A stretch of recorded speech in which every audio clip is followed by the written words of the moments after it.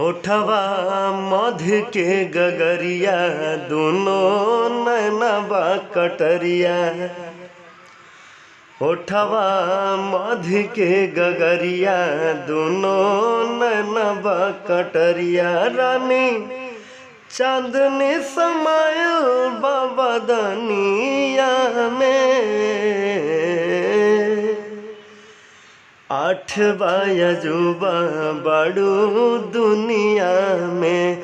आए आठवा अजूबा बड़ू दुनिया में।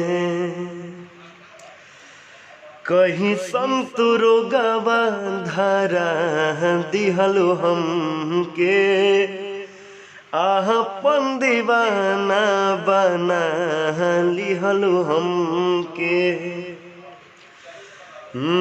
कहीं संतुरो गवा धारा दिहलु हमके। आपन दीवाना बना लिहलु हमके। भेजले रब तोहके हमारी जिंदगानिया में।